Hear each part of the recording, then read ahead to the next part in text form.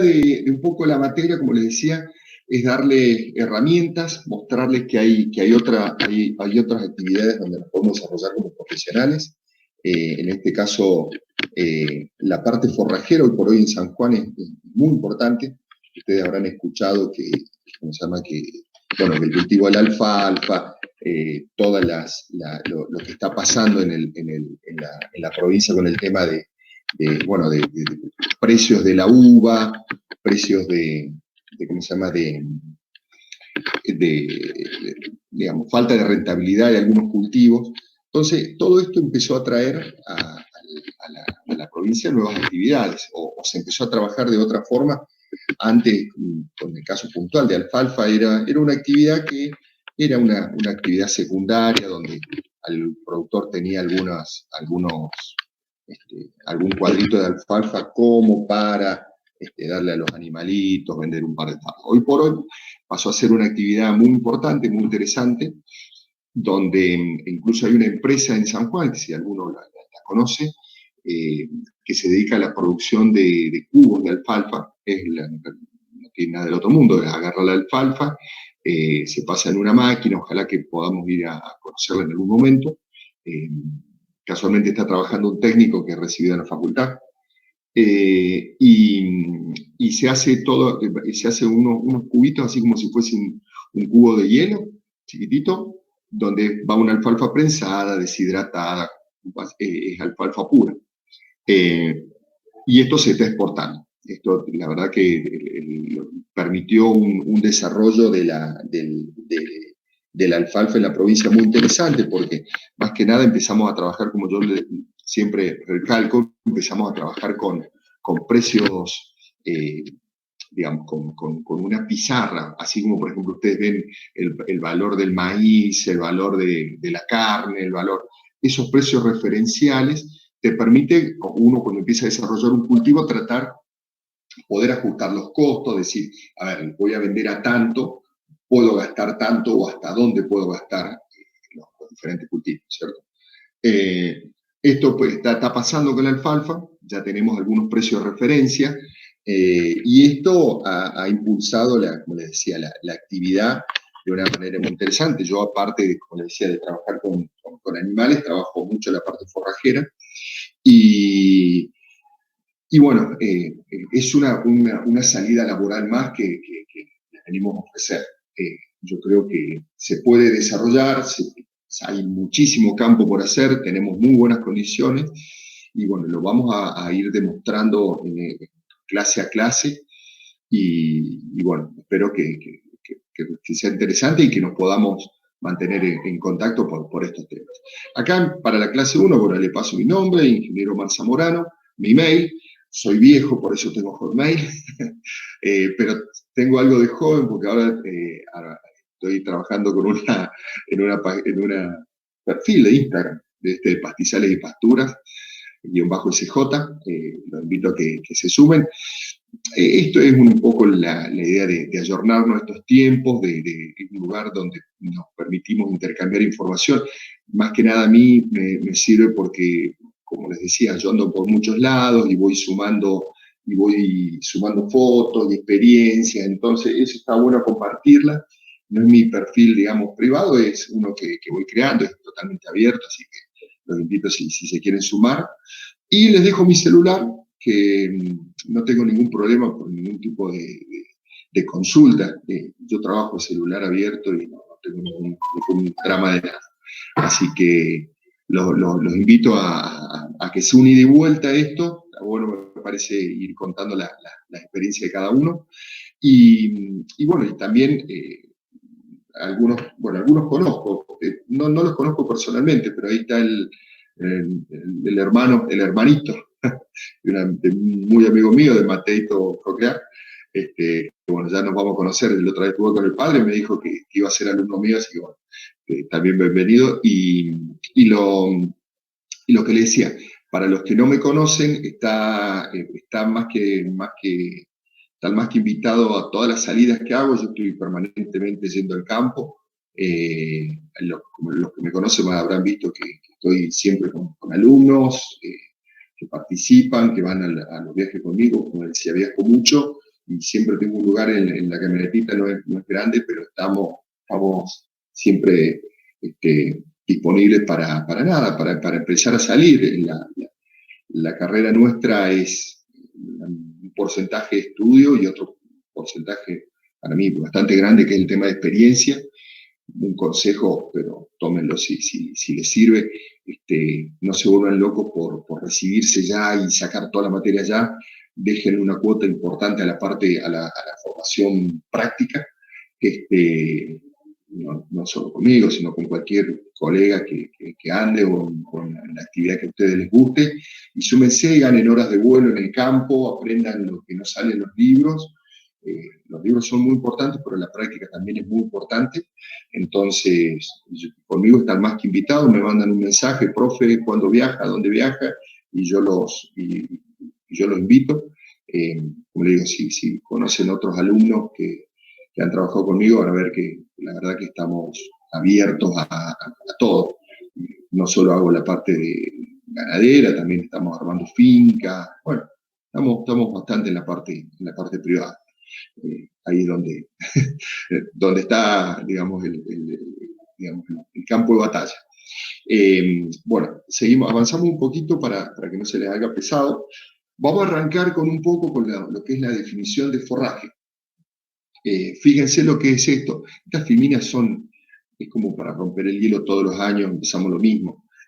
Vamos a tratar de dar una parte teórica rápida y el resto lo vamos a ver el lunes que viene, no el otro, cuando ya nos juntamos directamente en el campo. Pero bueno, vamos a arrancar con esto, con la definición de forraje. Dice, cultivo de forraje grosero de gran valor nutritivo, alto en fibra y cultivado especialmente para alimentar rumiantes. ¿Está bien? Incluye pastos y leguminosas cortados en el momento adecuado de madurez y almacenado para preservar su calidad. Otra definición dice que el pasto es cualquier cosa que sirve para el sustento de los animales, especialmente la hierba, que el ganado come en el mismo terreno donde se cría. ¿Está bien? ¿Por qué arrancamos con esto? Porque acá nosotros tenemos que tener en claro algunos conceptos, que es decir, nosotros vamos a estar trabajando con un organismo que va a permitir la transformación de este forraje, que va a ser un rumiante, puede ser un rumiante mayor, un rumiante menor, y como ustedes ya lo tendrán más que claro, los rumiantes tienen la posibilidad de transformar un alimento de baja calidad, o sea, un alimento de baja calidad, como te dice, alto en fibra, ¿está bien? Y a través de los procesos metabólicos que tienen los rumiantes, en rumen, omas, retículo, todo este proceso me permite que un alimento de mala calidad, obtener, por un lado, los ácidos grasos volátiles, acético, propiónico, y por otro lado, vamos a empezar a tener la proteína originada por el soma. ¿Se acuerda que soma era el cuerpo? ¿Cuerpo de quién? De las bacterias y protozoos que se desarrollan en el rumen. Repito, el rumiante tiene la posibilidad de transformar alimento de mala calidad, como te dice, fibra, incorporarlo a este metabolismo que tiene dentro del rumen. Dentro del rumen se desarrollan protozoos y bacterias que van a ser las encargadas, luego cuando el líquido ruminal pasa a los siguientes estratos de su sistema. En este caso, cuando pasa ese líquido ruminal al abomazo, el animal va a obtener la posibilidad de utilizar el cuerpo de esas bacterias y protozoos muertos para obtener proteínas de origen animal, en el caso de los protozoos, y proteínas de origen vegetal, son de las que van a venir de las bacterias. ¿Está claro? Entonces, de esa forma, de algo de mala calidad, el rumiante, gracias a este sistema digestivo que tiene, puede obtener proteína de origen animal, proteína de origen vegetal. Recuerden esto, que el valor biológico de la proteína es totalmente distinto. El valor biológico de la proteína animal es mucho mayor que el valor biológico de la proteína vegetal. Por eso que la recomendación de las personas que son vegetarianos, veganos, no sé cómo, la verdad que no manejo mucho el tema, o no, por ahí voy a decir algo incorrecto, pero en el caso de los vegetarianos se recomienda que tomen pastillas para poder incorporar proteínas de origen animal con alto poder biológico, ¿está bien? Porque si no, no las podemos reemplazar. ¿Está claro? Entonces, por eso que son tan importantes en la cadena trófica, por eso son tan importantes los rumiantes, porque nos permiten de la nada arrancar con algo y ellos ya empiezan a formar su cuerpo. Obviamente, después venimos nosotros, los que seguimos en los eslabones de esta cadena trófica, y podemos obtener proteínas ya de origen animal comiendo directamente el animal. Pero si no estuvieran estos, digamos, los rumiantes, sería muy difícil comenzar esta cadena, ¿está bien? Porque nosotros sí podemos comer lechuga, pero ese comer lechuga nosotros no estamos aprovechando, no estamos obteniendo proteína, no estamos teniendo, digamos, en niveles importantes, ¿está bien? Entonces, acá es donde radica la importancia de los rumiantes. Y todo esto es una cadena. Ya después lo vamos a charlar un poquito cuando hablan esto, esta chica que sale hablando mucho y la verdad es que interesante algunas cosas que dice, pero en otras cosas le escapa, Greta no sé cuánto. Esta chica habla de que los bovinos, los rumiantes generan carbono por la liberación de metano. En realidad no se libera nada, no es que lo produce. El carbono está y es un ciclo. Ese carbono después es captado por las plantas, el animal lo come, después lo vuelve a liberar a la atmósfera, la planta lo vuelve a consumir. No es que se da una generación espontánea de carbono que hacen los rumiantes, sino que es todo un ciclo, o sea que los rumiantes no son los causantes del calentamiento global. Está bien, es una cadena, no se da por generación espontánea, sino que viene de la incorporación de vegetales a su dieta y bla. Claro, pero bueno, son cositas que está bueno ir desmistificando un poco estas cosas. Y nosotros como técnicos, recuerden que vamos a ser el día de mañana transmisores de esta información. Y vamos a ser generadores de nuevos conceptos. Obviamente, cuando ustedes sean agrónomos y hablen, tienen que hablar con un fundamento. Entonces, está bueno ir incorporando estas cosas para romper todos estos mitos que hay dando vuelta. Avancemos un poquito. Fíjense, acá en este caso yo les empiezo a meter algunas fotitos. En la parte de arriba, esto es un desmonte selectivo, algo que estaban viendo con Pablo, en este caso un Gatton Panic.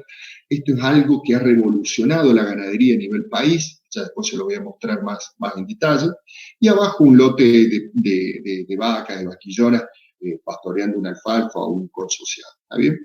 Para que se den cuenta a dónde vamos a empezar a apuntar nosotros. Nosotros, ¿me escuchan bien? ¿Venimos bien? Contéstenme alguno y así me cebo más. Sí, profe, ¿me escucha bien? Sí. ¿Sí? ¿Alguna duda de lo que veníamos hablando?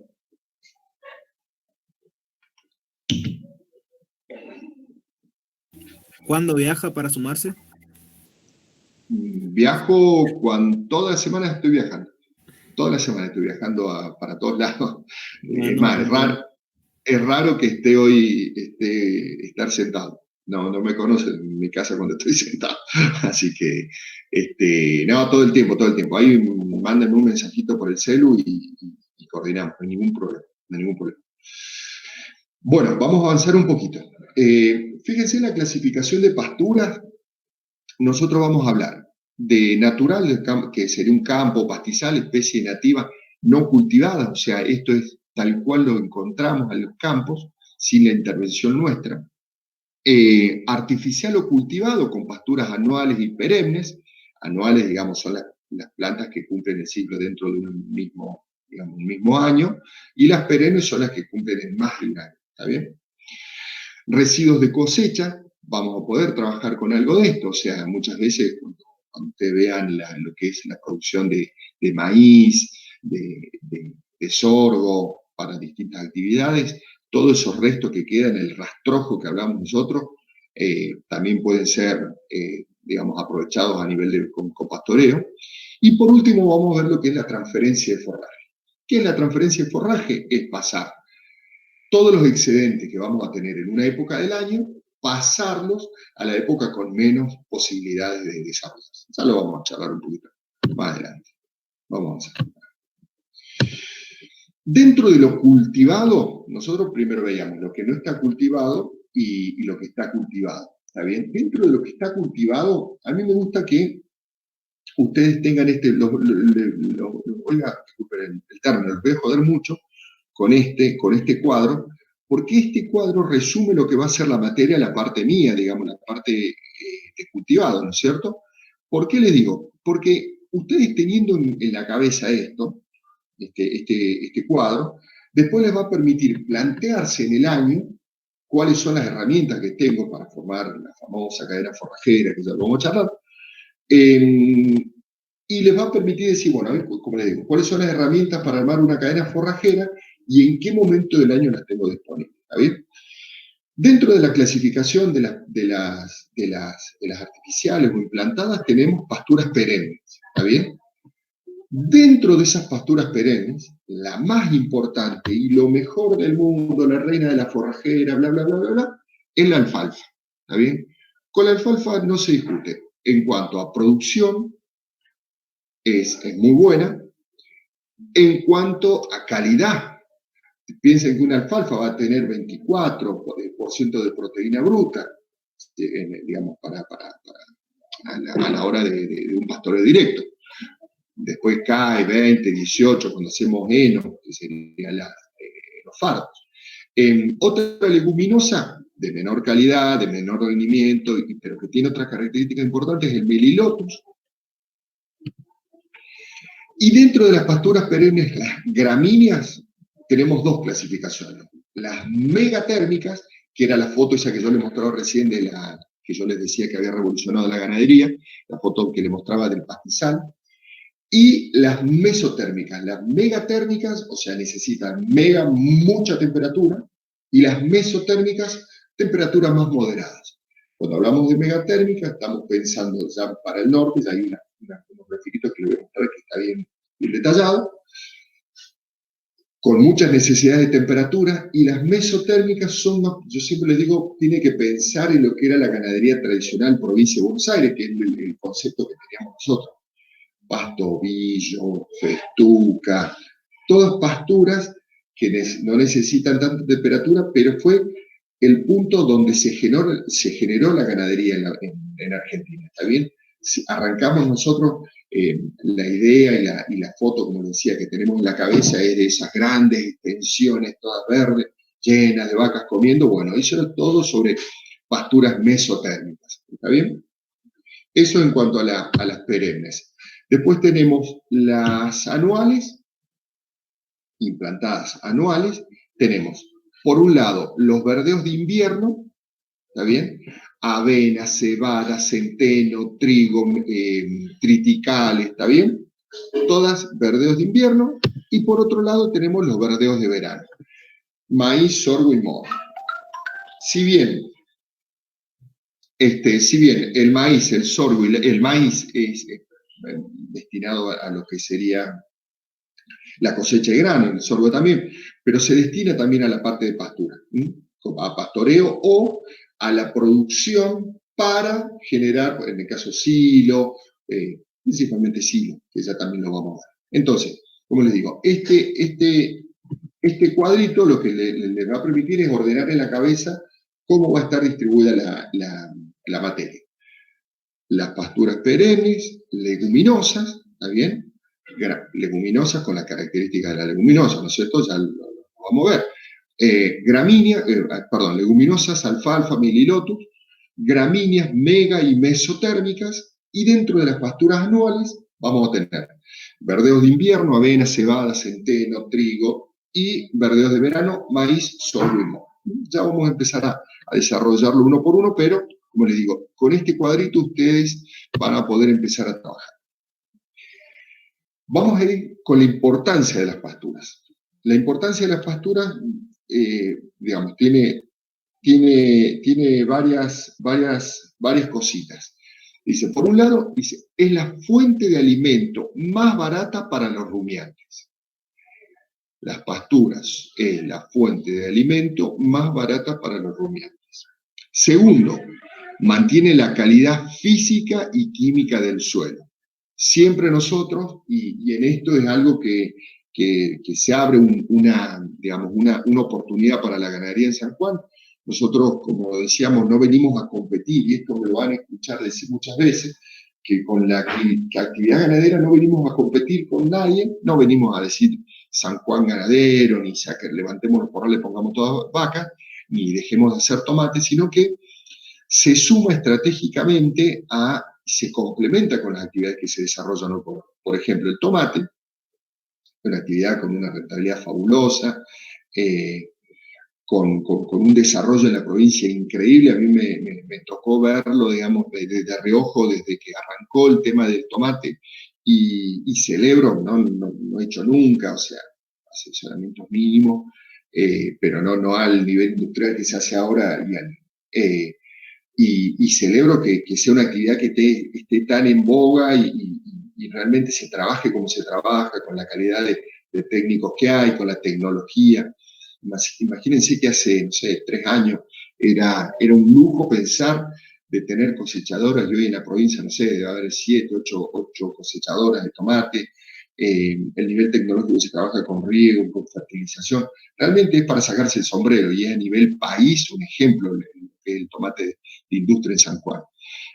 Pero es una actividad que cuando la desarrollamos en un solo potrero, en un solo cuadro, empieza a tener problemas de la aparición, obviamente, de enfermedades de raíz, empieza a tener problemas de agotamiento del suelo por más fertilizantes y todo, el problema de estructura. Entonces, en ese punto es donde podemos entrar nosotros en la ganadería, y le decía, se puede complementar. Los productores de tomate tienen que rotar sí o sí. Entonces, me ha tocado hacer presentación para la gente de Tomate 2000, hago muchas charlas por ahí, no sé si alguno habrá estado, pero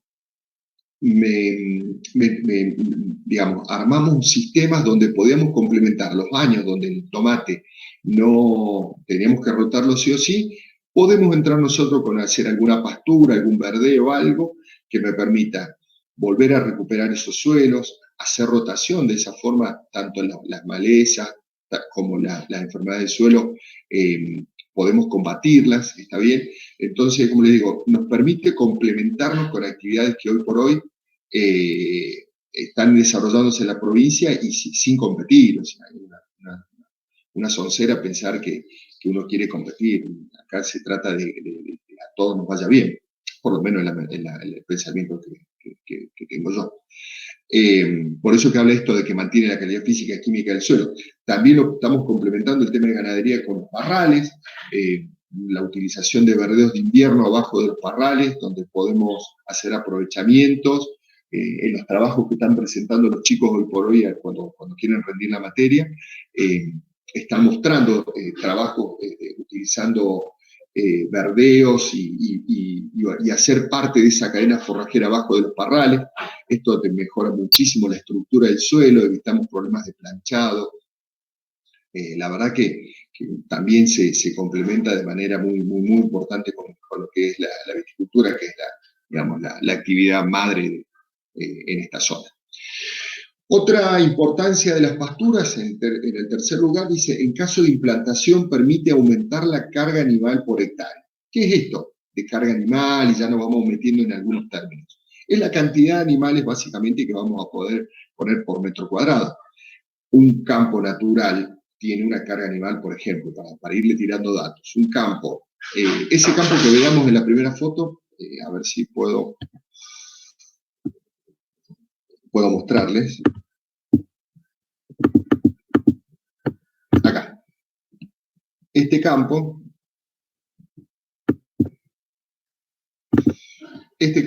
de acá arriba, este campo de acá arriba, sáquenle todo eso verde y fíjense solo el monte que queda. Ese campo podía recibir una carga animal de más o menos 0,3, 0,5 animales por hectárea.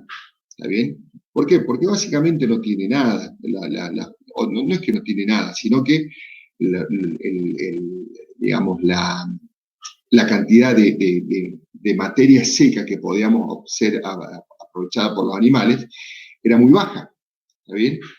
En la medida que nosotros implantamos esta pastura, que es una megatécnica llamada Panicum Maximum, más conocida como Gatton Panic, cultivar Gatton Panic, nos permite que este campo pase a tener 1 o 1,5 animales por hectárea. También pasamos de 0,3 a 1, 1,5. ¿Está bien? Entonces, eso es lo que nos está diciendo acá. ¿Está bien? Eso es lo que nos está diciendo acá, que dice... Eso que nos está diciendo acá. En caso de implantación, permite aumentar la carga animal. ¿Está bien? Y por último dice, no afecta a los ciclos biológicos naturales de los ambientes. ¿Está bien? No hacemos esto de que modificamos el clima y todas estas cosas, que insisto, y yo creo que ustedes tienen que estar preparados con fuertes conocimientos técnicos, con un criterio muy sólido, porque se vienen años complicados para nuestra actividad. A mí me tocó como estudiantes, yo arranqué, no hagan cuentas, pero yo arranqué en el año 98 en la facultad. Tengo 41 años, no tengo ningún problema, todavía los digo. Yo arranqué en el 98 en la facultad y a partir del 98, 99 fue el boom de la soja, ¿está bien? Y como les digo, trabajamos con cultivos, con soja, con maíz, y realmente el desarrollo que ha tenido el campo argentino en la producción de grano es impresionante. A mí, una de las cosas que tengo, digamos, en mente es empezar a desarrollar la posibilidad de que ustedes empiecen a ver cómo se trabaja en nuestra zona, los cultivos intensivos y eso, pero es un proyecto que tengo futuro a nivel facultad, para que vean el punto tecnológico en el que estamos trabajando y, como les digo, a mí me ha tocado vivirlo, está bien, como estudiantes, empezamos a hacer viajes y zonas donde antes había vacas, ya empezó a haber soja, y como les decía, nos toca a nosotros como técnicos y a ustedes que son más jóvenes que yo, se les vienen tiempos complicados porque hay mucha gente hablando de cosas que no sabe, ¿está bien? Y nosotros tenemos que empezar a formarnos para poder defender nuestra actividad. Nosotros no somos asesinos, yo no estoy, ni yo, ni ninguno de colegas que trabaja en el agro, ni los docentes, está formando asesinos, o sea, de esto de que queremos intoxicar el mundo. La verdad que yo tengo una opinión bien formada porque necesito capacitarlos a ustedes de manera tal que puedan defender esto que decimos nosotros. Obviamente, trabajamos con productos peligrosos, sí, pero mal utilizados van a ser malos, pero cuando lo utilizamos bien se puede trabajar perfectamente.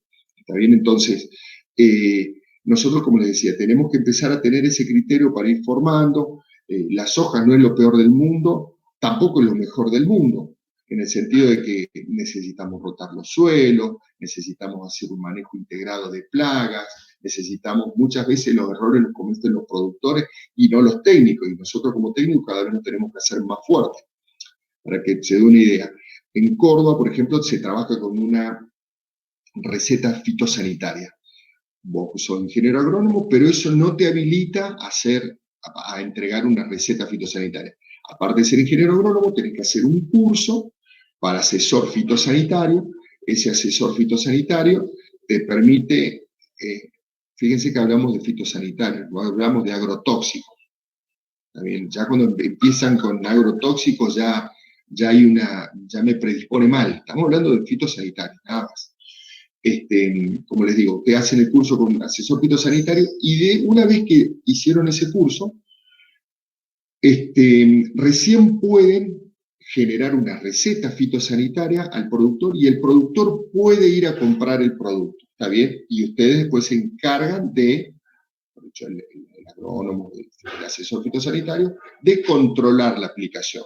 Fíjense qué importante que esto, no solo porque nos vamos a asegurar de que el trabajo se haga bien, está bien, sino que nos generamos una fuente de trabajo. O sea, no es solamente el tema de que nosotros vamos a certificar. Y obviamente nos tenemos que hacer cargo, porque el momento que nosotros emitimos una receta y hacemos tenemos que hacer el control, porque si algo sale mal, fumigamos una escuela o se echa una dosis que no va, nosotros vamos a ser los responsables. Entonces, como les digo, nos empieza a jerarquizar como profesionales. ¿Qué es lo que buscamos nosotros? ¿Está bien? Vamos a poder tener más trabajo, no cualquier... Acá, por ejemplo, en San Juan, hoy por hoy no hay eso. Entonces, cualquier ingeniero recibido puede emitir, recomienda, y el productor va a comprar él sin la recomendación de nadie.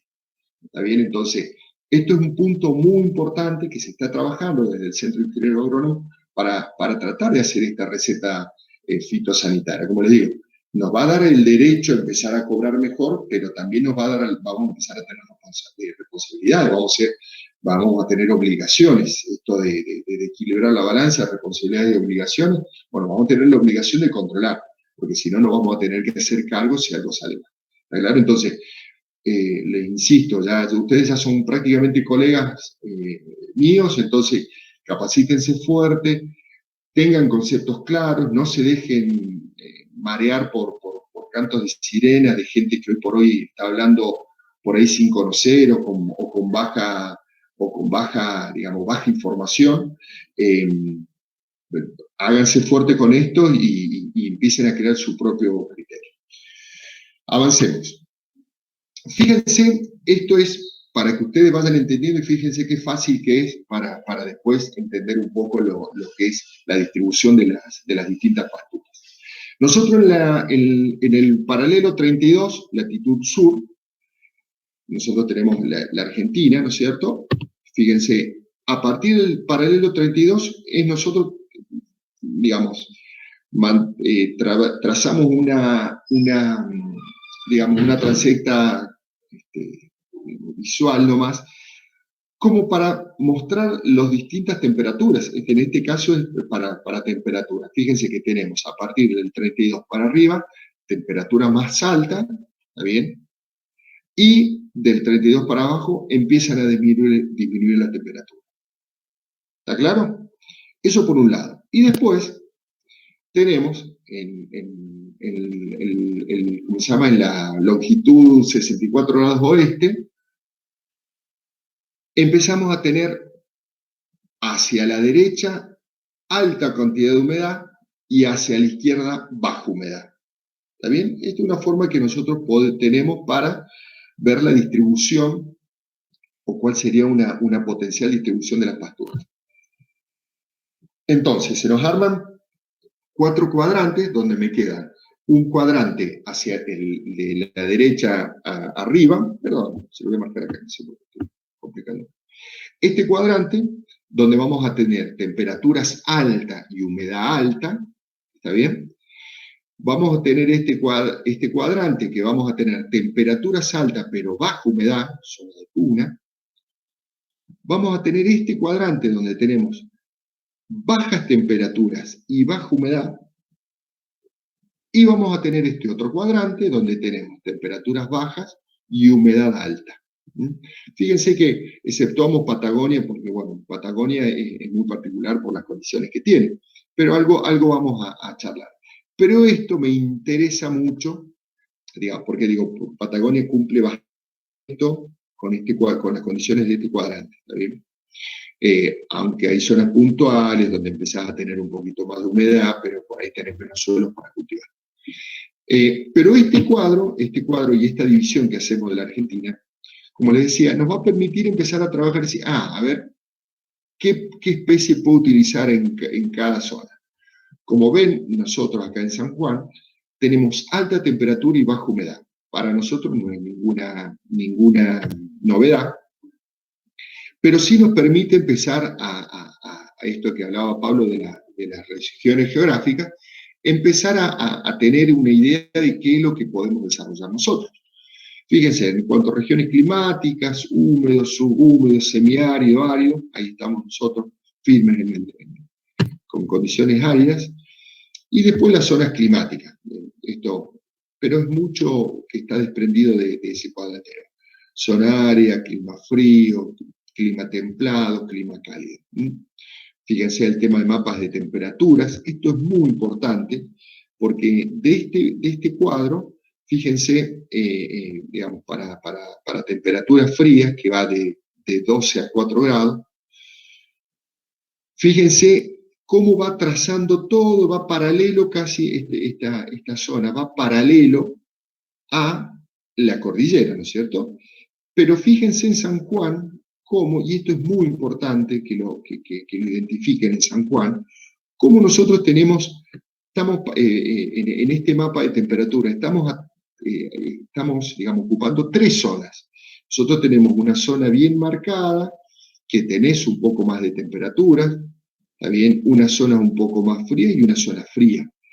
¿Y por qué le digo esto que es importante? Porque no podemos, si bien nosotros tenemos los valles, nosotros, digamos, productivamente hablando, tenemos distintos oasis, que el valle de Tulum, el valle de Jáchal, Iglesia, Calingasta, y lo que sería Valle Fértil. Fíjense que nombramos distintos valles, pero cada uno tiene sus condiciones.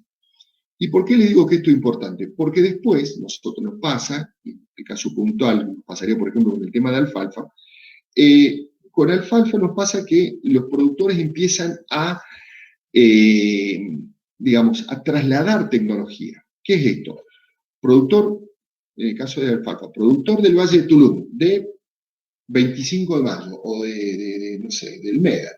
Un productor del Médano que hace alfalfa, compra una semilla, y como tiene una finquita también en Rodeo, o en Calingasta, y como él acá hace una semilla que anda espectacular y le da un montón de cortes, esa misma tecnología la lleva a Calingasta.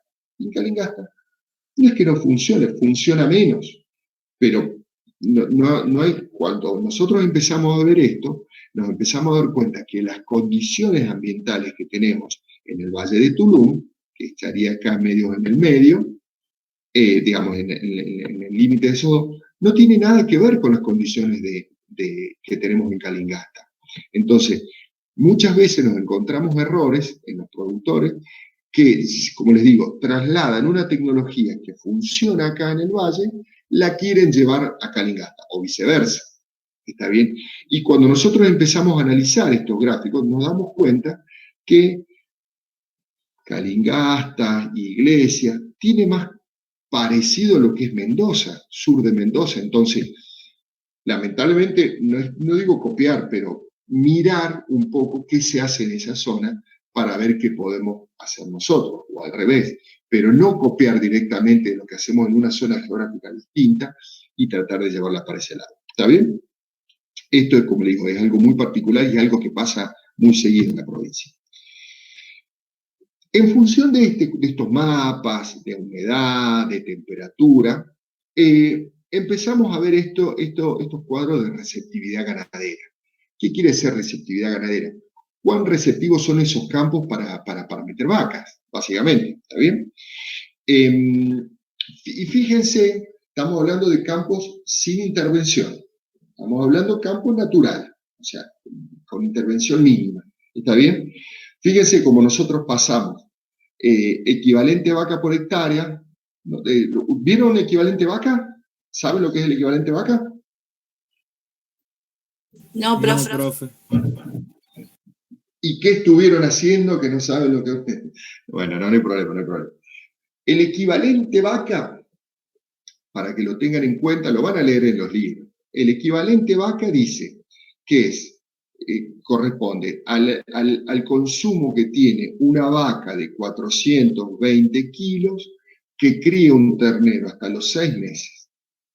Esa cantidad de comida que come una vaca por día, ¿no es cierto? Eso corresponde a un equivalente vaca. ¿Está bien? Por ejemplo, una vaca. ¿Cuánto consume un bovino? ¿Saben cuánto consume un bovino?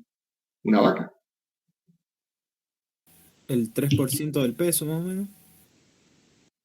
Bien, pero es el 3% del peso vivo en materia seca.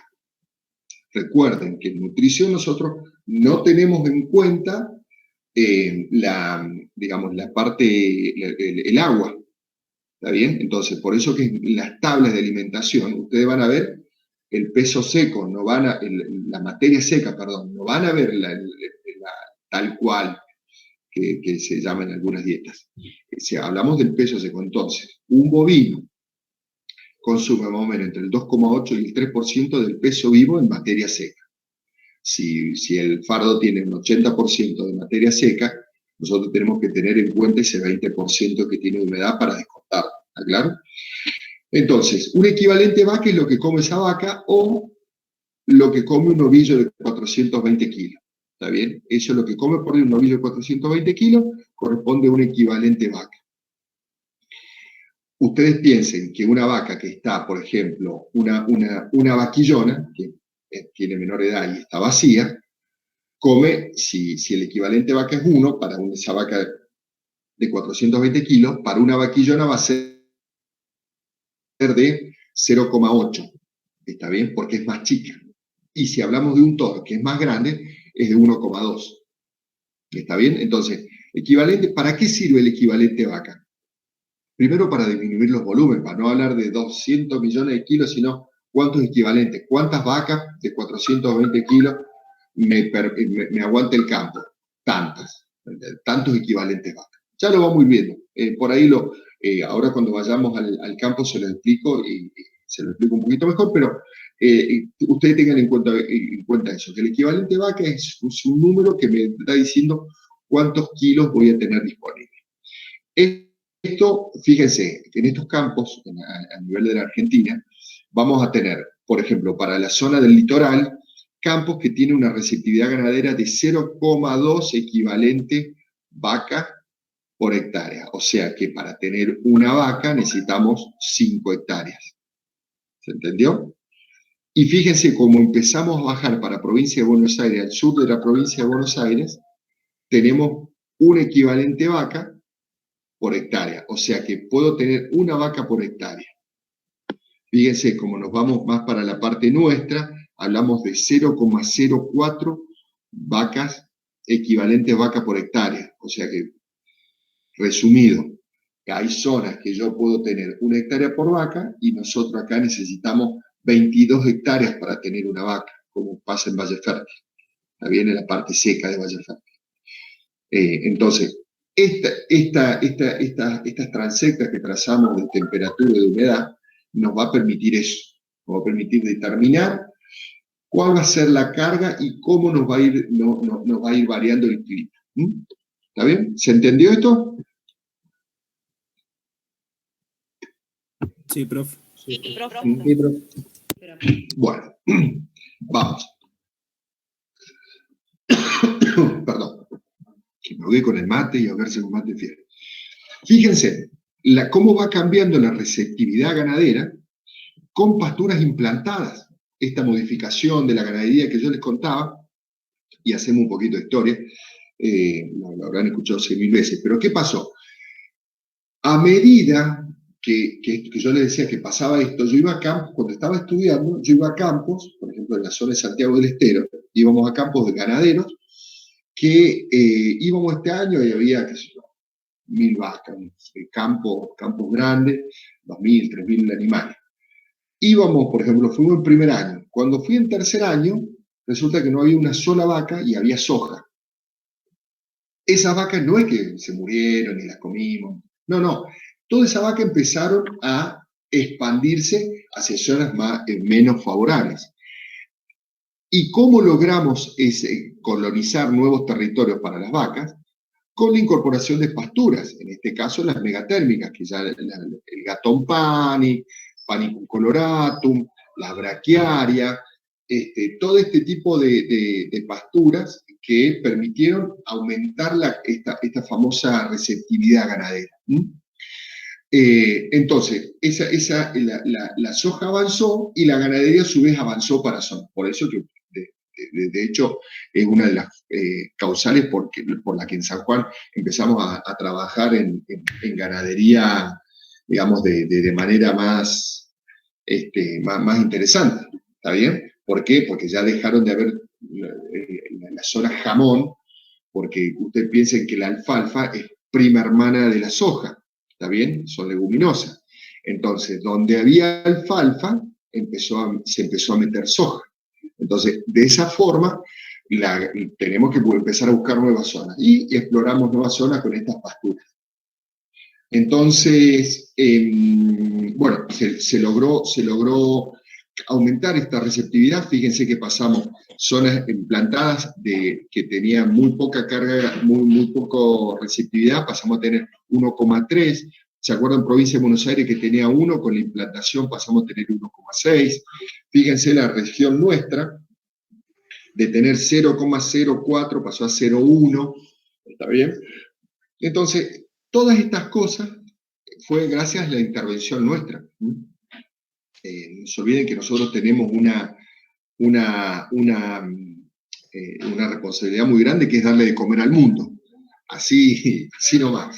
O sea, el día que ustedes se reciban, van a tener apenas la responsabilidad de tener que darle de comer al mundo. Así que parte mucho por nosotros. Avanzamos un poquito más. Mapas estimativos de aguas bebidas para animal. Fíjense, esto es también importante porque si queremos desarrollar la ganadería tenemos que pensar en el agua.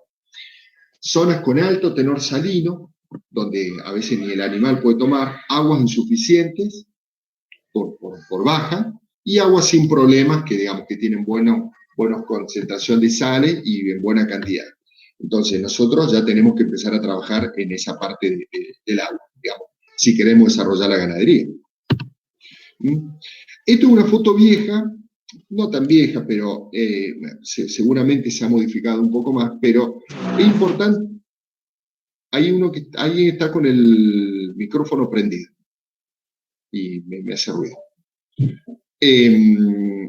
Fíjense, dice que cada punto de estos corresponde a 5.000 bovinos. ¿Está bien? Esto es de SENASA en función de la campaña de vacunación de SENASA.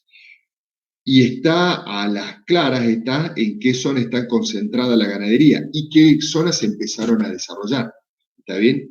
Hoy por hoy, nosotros somos la cabeza de un alfiler, pero esta zona de Salta, Catamarca, La Rioja, empezó a tener una importancia más relativa, una mayor importancia, perdón. Neuquén, esta zona de los valles irrigados, esto de Neuquén, ha crecido en gran medida, ¿está bien? Pero fíjense como un poco con la combinación de esto de temperatura, humedad, disponibilidad de agua, bla, bla, bla, cómo ha hecho que la distribución de la ganadería sea de esa forma. Y que casualmente coincide con la parte donde nos encontramos con suelos más fértiles. Ustedes habrán estudiado que la zona de Pergamino, Rufino, sur de Córdoba, acá están los famosos suelos clase 1, que son los mejores suelos, y de ahí se empiezan a abrir tipo espiral la calidad de los suelos.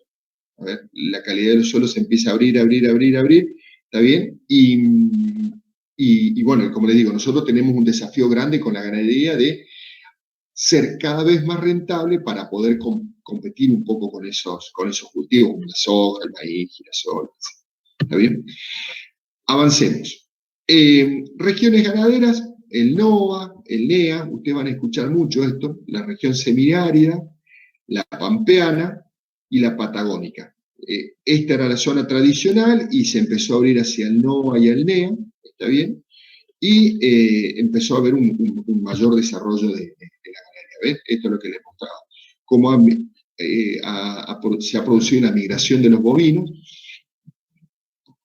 parte por esto del proceso de sojización, que insisto, no está mal. Los ingresos que digamos, tenemos a través de las exportaciones al país son altísimos, y yo siempre me acuerdo, creo que era la Plaza de 9 de Julio, una vez veía un cartel hace un par de años, que 9 de Julio, acá el departamento 9 de Julio, se había hecho con plata que venía de la exportación de soja. A ver, para que tengamos un poco en cuenta. No hablo nunca de política, no me interesa hablar de esto, pero sí me interesa mostrar la importancia de la exportación y del ingreso que se tiene, digamos, por la exportación de granos, por la exportación de carne. Realmente es importante. Y acá un poquito un resumen de lo que estaba hablando. Causa del desplazamiento de la ganadería. ¿Por qué pasó esto de que nos fuimos de la Pampeana para arriba? Dice, un aumento de las precipitaciones fue reemplazada por la de 800 milímetros, las distintas isoietas, ¿cierto? Disminución de la temperatura máxima en verano y aumento de las temperaturas mínimas todo el año, acortamiento de periodos de helada, esto, digamos, este cambio climático por el que estamos atravesando, aumento de la demanda y de los precios a nivel mundial de los cereales y oleaginosas. O sea, nadie quiere seguir haciendo algo que es poco rentable, o mejor dicho, perderse negocios que son más rentables. Aumento de los combustibles alternativos, el etanol y el biodiesel, si bien eso nosotros acá lo vemos pasar, pero la incorporación de los biodieseles es muy importante. Hay plantas que están trabajando fuerte, ahora hay toda una restricción, pero es algo que se trabaja y mucho. Y desarrollo de biotecnología aplicada a los cultivos y herbicidas, en zonas agrícolas, en zonas mixtas y en zonas de cría. ¿Qué es esto? Se empezó a trabajar, como les decía, con incorporación de nuevas tecnologías de insumos, fertilizantes, semillas, cada vez con mejor tecnología que nos permitió empezar a llegar a zonas que antes no podíamos trabajar. Bueno, vamos a ver si nos metemos ya directamente en esto. No nos vamos a meter en esto ya, porque primero que se va a hacer muy pesadito, pero, y lo vamos a ver después en otra clase, ya como nos hagamos cara a cara, pero sí me interesa que veamos estos conceptos básicos, ¿está bien? Se va a hacer largo, un poquito largo, pero lo vamos a tratar de ver lo más rápido posible. Es el tema de la parte de morfogénesis, ¿está bien? ¿Por qué? Porque esto en el viaje del lunes que viene, no, del otro, lo vamos a ver a campo, ¿está bien? Entonces, la morfogénesis de la planta forrajera es una parte que, por lo menos que vayan con algún concepto el día que tengamos que ir al campo. Morfogénesis de las plantas forrajeras. Vamos a tomar aire y vamos a seguir. Esto me da gracia porque es como que me estoy confesando. Mis hijas pasan, me miran y no entienden nada, pero bueno, es lo que odio de la virtualidad. No puedo ver caras si se durmieron, si qué pasó. Pero bueno, acá vamos a seguir hablando. Dice, morfogénesis de las plantas forrajeras. Programar un manejo eficiente del pastoreo requiere de la optimización simultánea de la producción forrajera y de la cosecha por el ganado. ¿Está bien? El pastoreo severo asegura la cosecha eficiente del forraje, pero en ocasiones puede reducir la producción de forraje al minimizar la subsiguiente captación de energía lumínica. El pastoreo liviano maximiza la producción primaria, pero a costa de que un porcentaje elevado de biomasa se enezca y muera, en lugar de ser consumido por los animales. El manejo óptimo de la defoliación resulta entonces el compromiso entre la necesidad de retener área foliar para fotosintetizar y la necesidad de remover el tejido foliar antes de que una alta proporción se enezca. ¿Qué es esto? Nosotros tenemos que tener en claro el concepto de el pastoreo. ¿Bien? Nosotros tenemos que tener en claro, primero, la demanda del animal y confrontarla con el mejor manejo de la pastura. ¿Está bien? ¿Qué me quiere decir esto? En un pastoreo severo, si yo me vuelvo loco comiendo una pastura, hablemos de una avena, si yo me vuelvo comiendo loco una pastura, la como hasta el piso, voy a tener un alto aprovechamiento con un pastoreo severo. ¿Por qué? Porque le voy a sacar todo. Voy a tener un alto aprovechamiento por parte del animal. El animal se va a ver beneficiado porque sacó un montón, pero voy a estar castigando la pastura. Por lo que vamos a ver en un ratito, esa pastura va a tener menos probabilidad de rebrotar. Entonces, con un pastoreo severo estoy dándole un mayor aporte al animal, un mayor beneficio al animal y un menor beneficio a la planta. ¿Está bien? Si yo me voy al otro extremo, donde hago un pastoreo liviano, donde no aprovecho todo, el animal va a estar siendo restringido, ¿está bien? Por así decirlo, y la pastura voy a tener un rápido rebrote, pero no solo que voy a tener un rápido rebrote, sino que hay hojas que se van a secar y se van a morir y no las va a aprovechar nadie. ¿Está bien? Entonces no voy a estar siendo eficiente en la utilización de ese pastoreo. ¿Está claro? Por un lado voy a estar beneficiando, en el caso del pastoreo severo voy a estar beneficiando y perjudicando a la pastura. Y en el pastoreo liviano voy a estar perjudicando al animal, porque va a estar comiendo poco, va a estar levantando poca biomasa, y voy a estar beneficiando a la pastura que va a rebrotar. Pero a esto le tengo que sumar el efecto de que ese rebrote, como no lo va a comer nadie, la hoja se va a caer y se va a morir y se va a podrir en el suelo. ¿Está bien? El manejo óptimo, ¿qué me dice? Que yo tengo que darle que el animal coma de manera tal que no me castigue la planta. Repito, en el manejo óptimo yo lo que hago es que el animal levante lo que él necesita, pero sin castigar a la planta y evitando que las hojas se enezcan y se mueran y no las aproveche nadie, porque de esa forma no voy a estar siendo eficiente. Si una hoja, por así decirlo, si yo tengo 10 hojas y 2 hojas se me secaron y se me cayeron al piso y las perdí, no estoy siendo eficiente. De las 10 hojas, o sea que estoy aprovechando el 80% de la pastura, ¿está bien? 20 las perdí. Tenía la posibilidad de tener el 100%, pero las perdí, ¿me entienden? Entonces, eso es lo que yo tengo que tener en cuenta. Entonces, eso es lo que vamos a trabajar nosotros como técnicos para ser lo más eficiente posible y lograr este manejo óptimo de la defoliación. ¿Está claro? Morfogénesis, ¿qué quiere decir? Morfogénesis es el crecimiento. Primero tenemos dos conceptos. Crecimiento, que es el aumento irreversible del tamaño gracias a la proliferación celular. Se produce un aumento, denme 2 segundos que voy a retar a mi hija que está gritando. Chicas, por favor, muchas gracias. Disculpen, dice, aumento irreversible del tamaño gracias a la proliferación celular. Se produce un aumento del número y tamaño de células, ¿está bien? Eso es lo que va a crecer. Crece. Y por otro lado tenemos el desarrollo. Es la aparición de nuevas características o la adquisición de nuevas habilidades. Tasa de crecimiento, tasa de desarrollo, tasa de aparición de hojas. Yo siempre lo explico a esto, me toca dar fisiología vegetal anatomía y fisiología vegetal en un terciario, y si bien lo llevo a la parte animal, pero esto es como en las personas, para diferenciar crecimiento y desarrollo, si yo a una nena de 10 años le empiezo a dar de comer y le doy la mayor cantidad de comida, lo que va a hacer es va a crecer, independientemente para dónde, pero va a crecer. Pero lo que yo no voy a lograr es que se desarrolle. ¿Está bien? Una nena de 10 años, si no está en condiciones de desarrollarse, no va a poder empezar su ciclo menstrual, porque el ciclo menstrual es parte de su desarrollo. Lo que va a hacer va a crecer, pero no se va a desarrollar. ¿Está claro? Entonces, esto es lo mismo.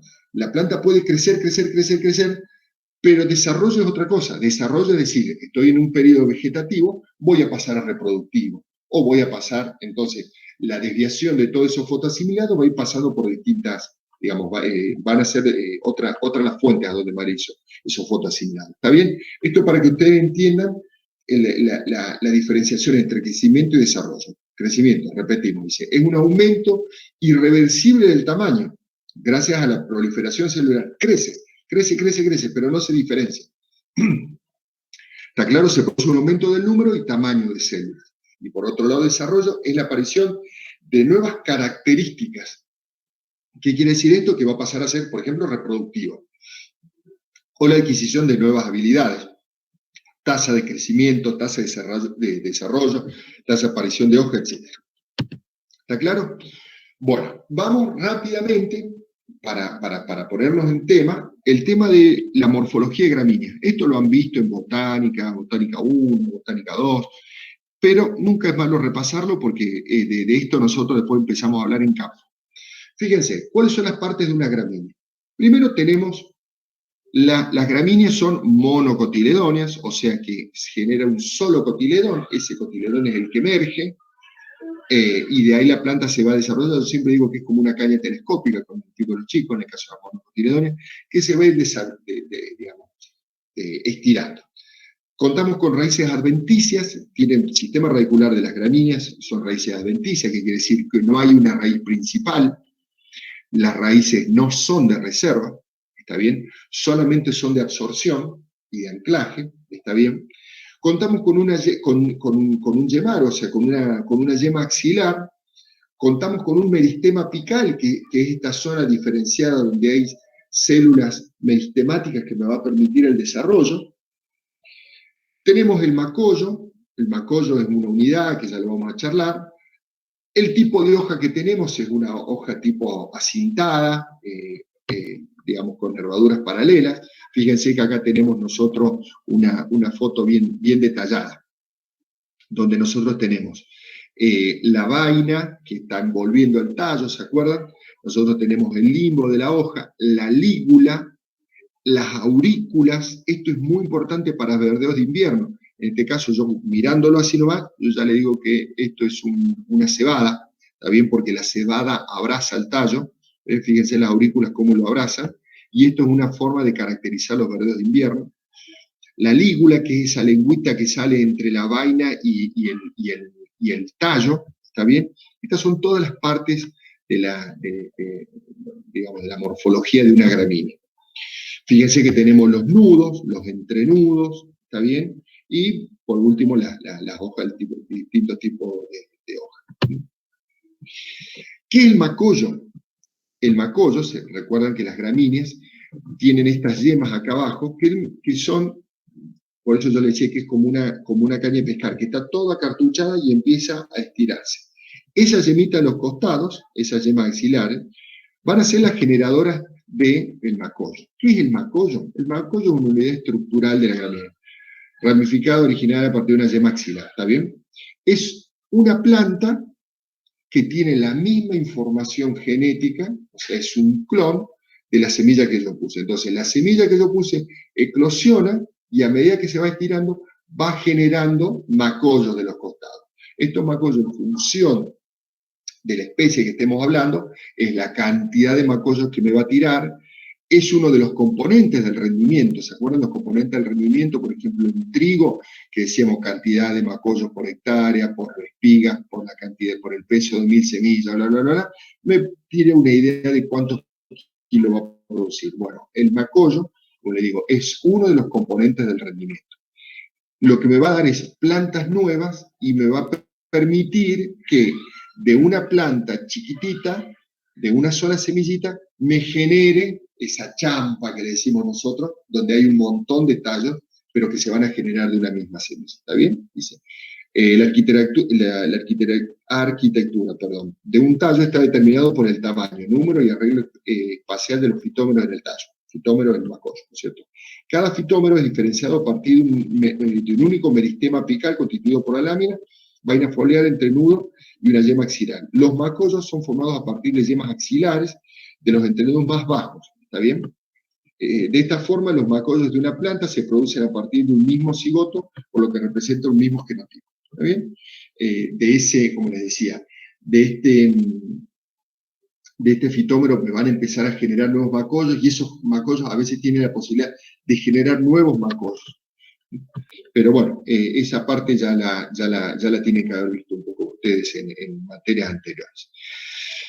No lo vamos a ver esto ya, porque vamos a perder tiempo y me imagino que ya están bastante cansados. Y por último, quiero ver en el caso vimos la morfología de una gramínea, vamos a ver la morfología de en este caso la vedette que yo les decía que era la alfalfa. La alfalfa tiene, características totalmente diferentes de una leguminosa. Si nosotros pensamos, tiene una raíz pivotante, o sea, tiene un sistema alo-rizo, un sistema radicular alo-rizo con una raíz principal. Esa raíz principal tiene la posibilidad de guardar reservas. Ojo la tosca, porque hablábamos que las gramíneas no pueden guardar reservas, esta sí. Tiene una corona, esa corona te permite, digamos, de donde se ven todos esos puntitos, esos son yevas donde se van a generar nuevos rebrotes. De ahí rebrota la alfalfa, no rebrota de acá arriba, sino que rebrota de abajo de la corona. Después métanse en Instagram, tengo alguna foto de esto que les decía.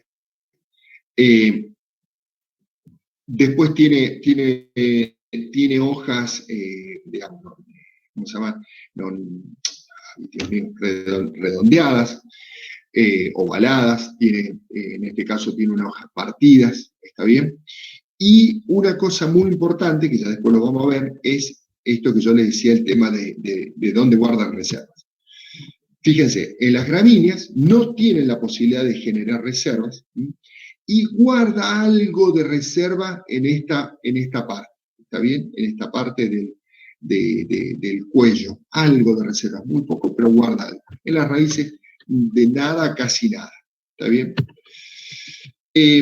¿Por qué les digo que esto es lo importante y no lo vamos a dar por terminado? Es porque en función de dónde va a estar guardando la reserva, va a ser cómo nosotros lo vamos a poder pastorear.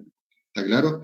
Pero no les voy a sacar más tiempo, esto lo voy a dejar para verlo la clase que viene en el campo, y ustedes me van a empezar a contar, y en función de lo que hemos visto hoy en clase, a ver qué se les ocurre a ustedes a nivel de pastoreo. Nada, por último, esto lo ponemos todos los años y me parece interesante porque es un cuadrito un dibujito, perdón, que nos dice un poco esto de qué nos pasa con la facultad. Dice, el aprendizaje es experiencia, todo lo demás es información. Fíjense que nosotros, como estudiantes, recibimos toda esta cantidad de información que son puntos que están totalmente desorganizados, y para lograr este proceso de aprendizaje necesitamos la experiencia que nos permita empezar a unir toda esa información que nos tiraron de suelo, de la planta, de las vacas, de las ovejas. La empezamos a unir, y una vez que empezamos a unir, construimos este conocimiento. Así que bueno, nada, los invito a que participemos de este proceso de aprendizaje. Yo estoy más que dispuesto a involucrarme en este proceso de aprendizaje de ustedes. A ver si me ven ahí. A ver, ¿me ven ahí? Sí, ahí se ve, profe. Bueno, yo soy el que estoy hablando. Yo soy el que estoy hablando 2 horas. Nada, los invito a ser parte de esto, de este proceso de aprendizaje. La verdad que tenemos toda la predisposición para que ustedes nos expriman en cuanto a conocimiento, y nada, muchísimas gracias. Gracias por no dormirse, espero que no se hayan dormido, ya nos vamos a dar cuenta cuando cortemos. Siempre vieron que he quedado conectado media hora más. Y bueno, nos estaremos viendo la clase el lunes que viene, no el otro. Así que muchas gracias, chicos. Bueno, profe. Pablo. Gracias. Gracias, profe. Bueno, chicos, un gusto tenerlos como alumnos este año. Y bueno, como dijo Mar, nos veremos, Dios mediante, el lunes 23. Sí, el lunes 23 de agosto. Algo que no les pregunté al principio, movilidades. ¿Tienen ustedes cuenta con movilidad, un auto, una camioneta o algo así para realizar el tema de la salida? ¿O con cuántas contaríamos? Sí, pero yo dispongo de un auto. Ajá. Yo también, profe, tengo un auto. Sí, profe, con organización yo también puedo tenerlo. Ah, genial. Sobre todo, bueno, para trasladarnos, porque serían movilidad particular, y con el tema del protocolo, las burbujas y demás, para que, bueno, si hay más, mejor. Así que eso por un lado. Déjenme ver la planilla. Sí, no, están todos los datos. Creía que me faltaba algún dato, pero no. Entonces, el material, todo lo que se ha charlado en esta clase, les voy a mandar la bibliografía por correo sobre estas unidades. El programa, la bibliografía, cosa que vayan armando ya la carpeta, los apuntes, como les digo. Y en cuanto a la próxima clase y a la salida en sí, les voy a estar comunicando por el grupo el horario, el punto de partida y demás. Y bueno, nos veremos. Cualquier duda, consulta, bueno, ahí en el grupo está mi teléfono también, el correo, ya recibirán mi correo para que tengan el contacto. Y cualquier duda, inquietud que tenga, por ahí, por el grupo, o por si lo quieren hacer alguna cuestión personal así, más privada, bueno, también me pueden mandar mensaje. Y por el correo. Estamos a disposición de ustedes. Así que no sé si quieren agregar algo más, alguna consulta o algo, sugerencia. Profe, la próxima salida, ¿a dónde se